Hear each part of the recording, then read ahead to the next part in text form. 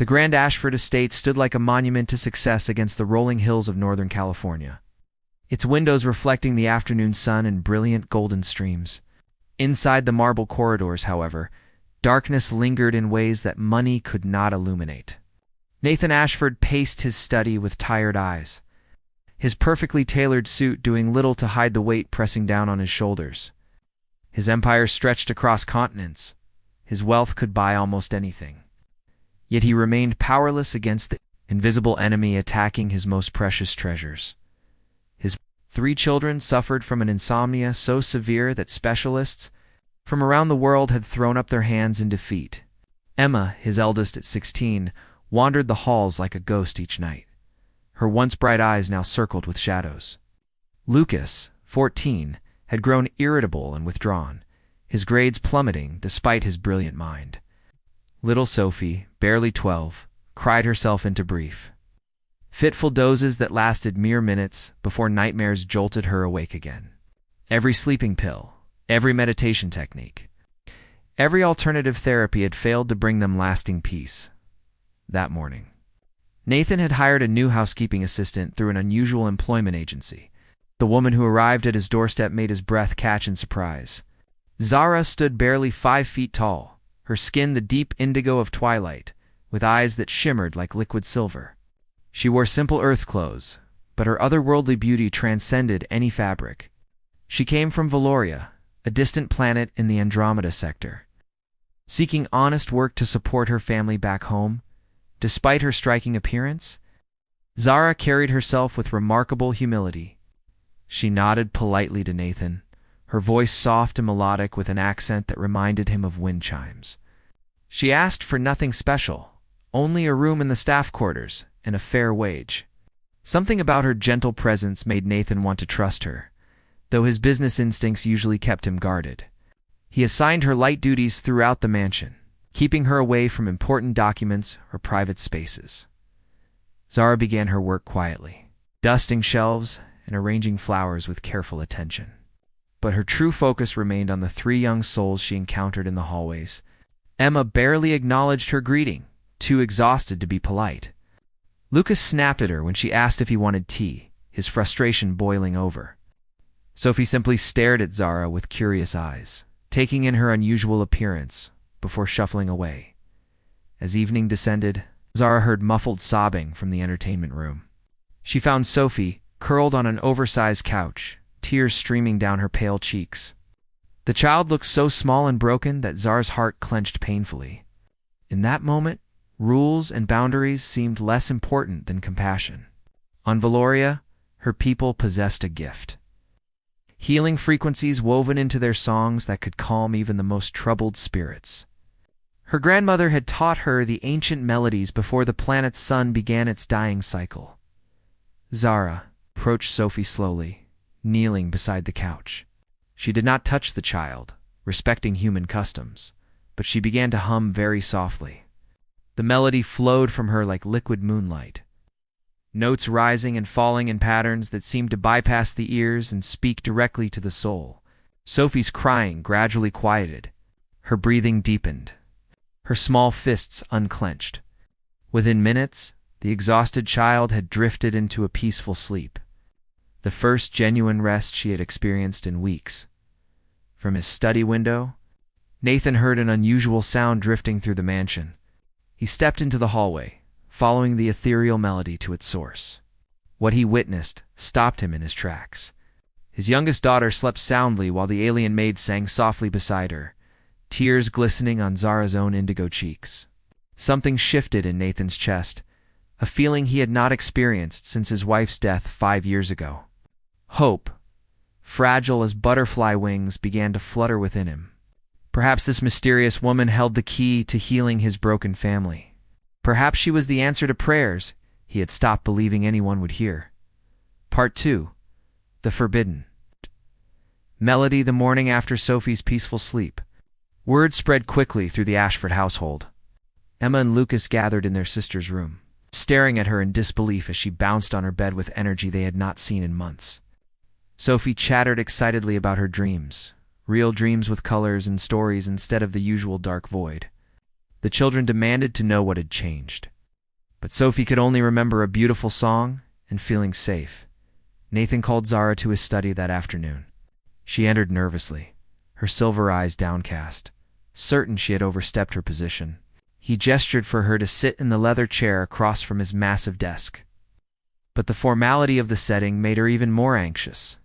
She twisted her hands in her lap, preparing for dismissal.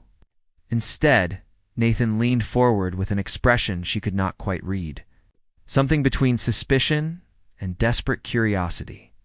He asked her directly about the song, about what she had done to help Sophie sleep.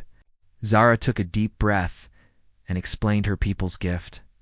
On Valoria, their songs carried healing frequencies that resonated with the emotional centers of most sentient beings. The melodies could soothe trauma, ease physical pain, and quiet minds trapped in cycles of worry. She had used only a simple lullaby, nothing that would alter Sophie's mind, just enough to let her natural exhaustion finally claim her. The words tumbled out quickly. Honestly, Zara prepared to pack her belongings. Nathan remained silent for a long moment, his fingers steepled beneath his chin. His analytical mind fought against the impossibility of what she described, yet he could not deny the evidence of his daughter's transformation. He had spent millions on doctors and treatments with zero results. This alien maid had accomplished in minutes what armies of specialists could not achieve in years. The businessman in him saw the logical choice. Even if conventional wisdom screamed warnings, he proposed an arrangement that made Zara's heart leap. She would continue her regular duties, but each evening she would spend time with all 3 children, singing whatever healing melodies she deemed appropriate. In return, he would triple her salary and arrange for regular shipments of medical supplies to be sent to Valoria for her family. Zara could barely speak through her gratitude, nodding vigorously as tears of relief spilled down her cheeks.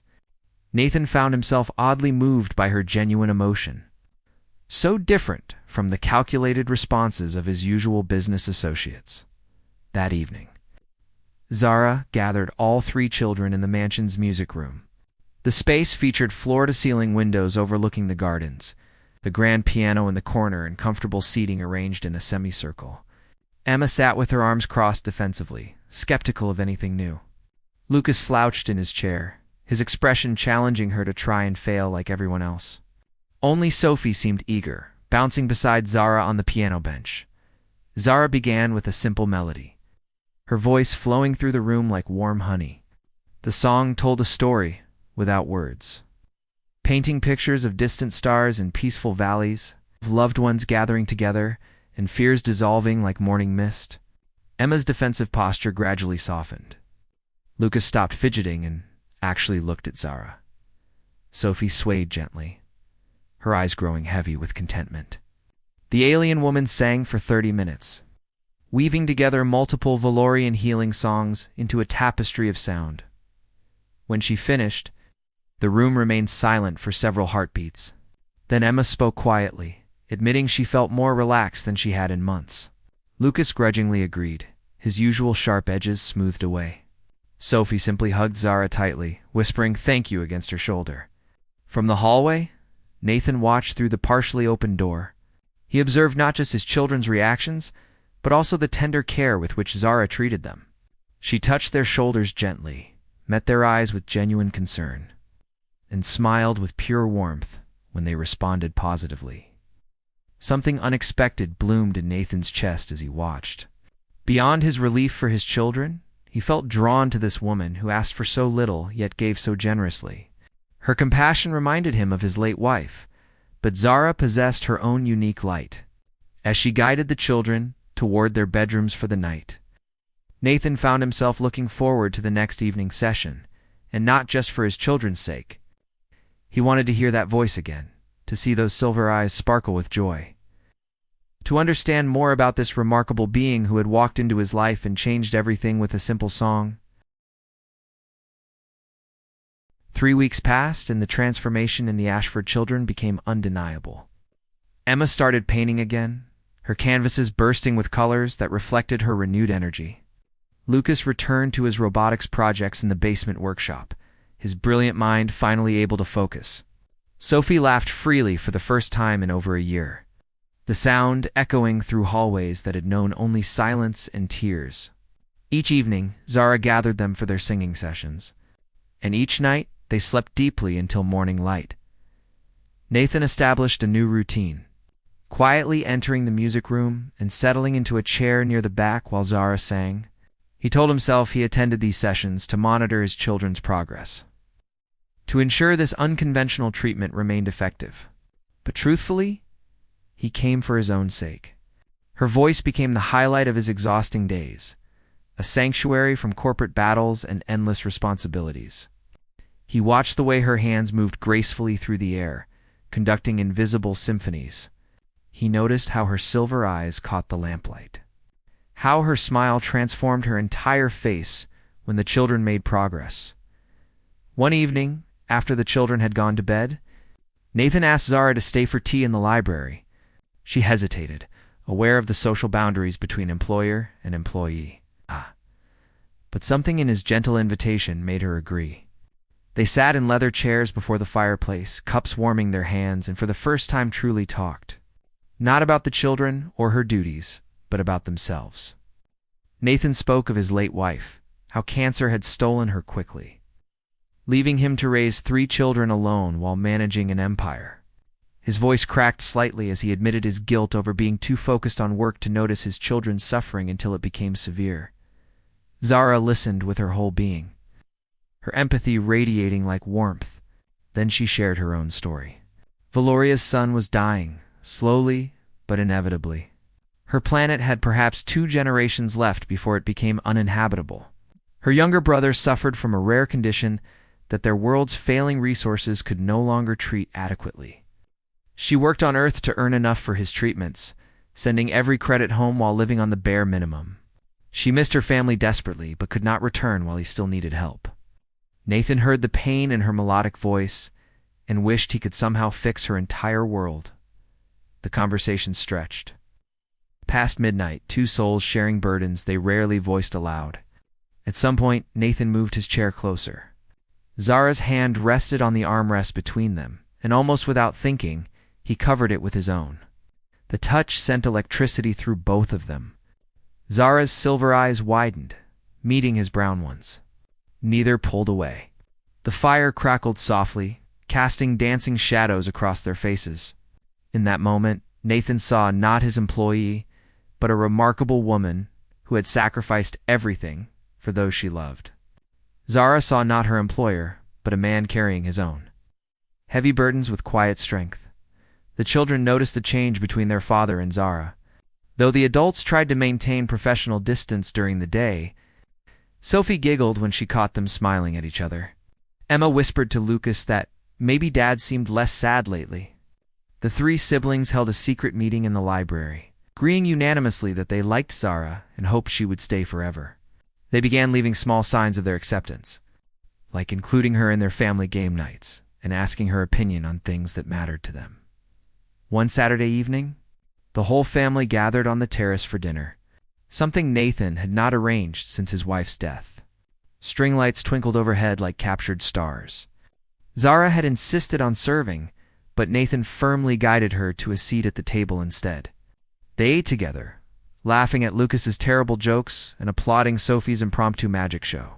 Emma showed Zara sketches she had made of their evening sessions, beautiful drawings capturing the alien woman, surrounded by musical notes and soft light.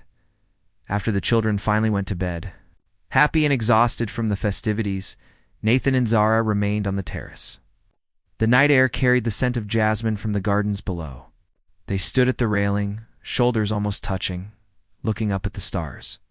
Nathan pointed out Earth constellations while Zara identified the direction of Valoria, although her world remained invisible at this distance. She spoke softly about missing her brother, wondering if she would ever see her home again. Nathan turned to face her fully, his hand reaching up to gently touch her indigo cheek. Zara's breath caught as she met his gaze. The moment stretched between them, loaded with unspoken feelings. Then slowly, giving her every chance to pull away, Nathan leaned forward. Their lips met softly, tentatively at first, then with growing warmth. Zara's hands found his shoulders while his arms encircled her waist, pulling her closer. The kiss tasted of starlight and promises of two lonely souls finding unexpected connection. When they finally parted, both were breathless. Nathan rested his forehead against hers and whispered that she had become far more than just help to his family. She had become essential to his heart. The medical transport arrived within days, evidence of how Nathan's wealth could move mountains when properly motivated.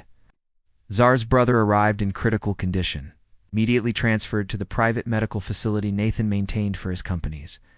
The best doctors on Earth began treating him with technologies Valoria had lost decades ago. Zara spent every free moment at his bedside, singing healing songs and holding his hand. Nathan often joined her, offering quiet support and handling logistics so she could focus on her family. Meanwhile, back at the mansion, the children spiraled into their old patterns. Without Zara's nightly songs, insomnia crept back like a familiar demon. Emma lay awake worrying. Lucas grew irritable again. Sophie cried herself into fitful sleep.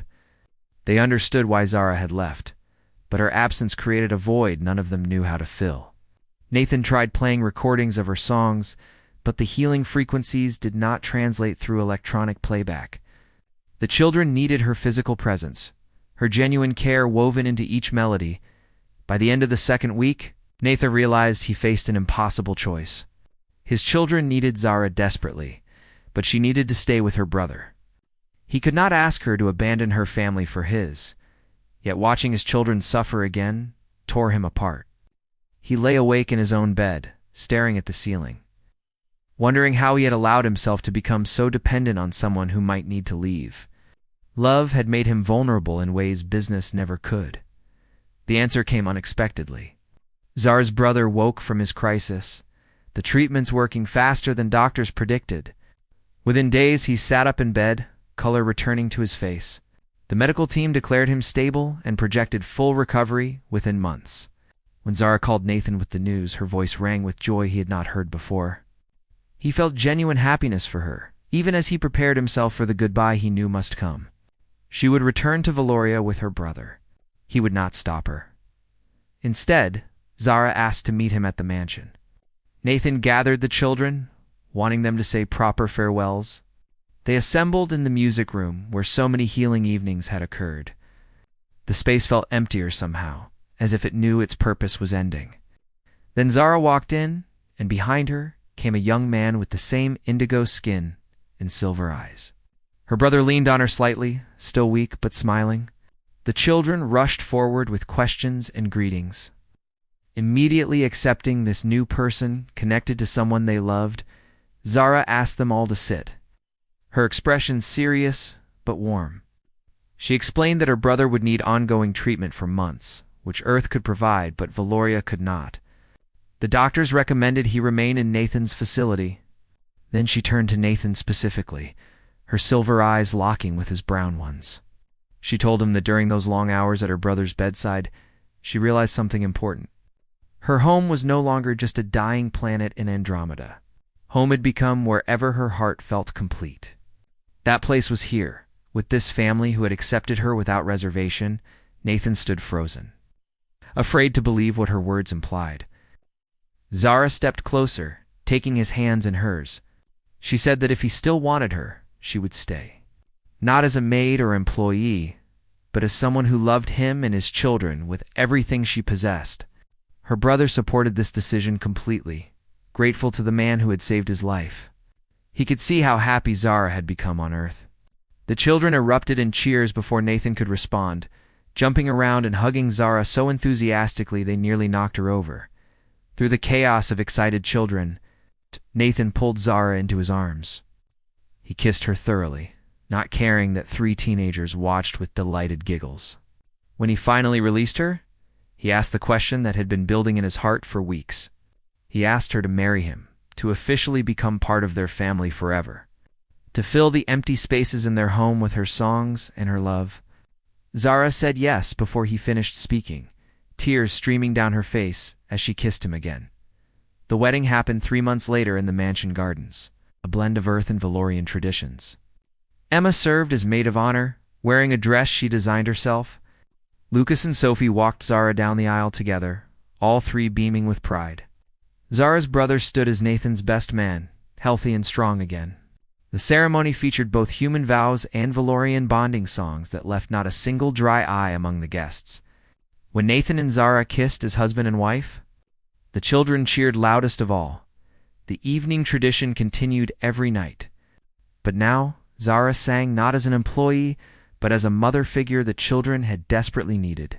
She sang of love conquering distance, of families forming in unexpected ways, of dreams that persist even in darkness. Nathan often joined these sessions now, sitting beside his wife with their hands intertwined, adding his own steady voice to her ethereal melodies. The children thrived in this environment of love and security, finally able to rest peacefully, knowing their family was complete. Years later, when people asked how Nathan Ashford found happiness again, he always credited the mysterious alien woman who appeared at his door, asking only for honest work.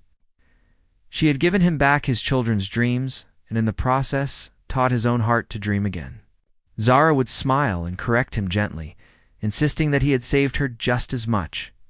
Together, they proved that love transcends planets and species. That family is built not just through blood, but through choice and devotion. Every night, their song continued, a melody of hope that would echo through generations to come. The end.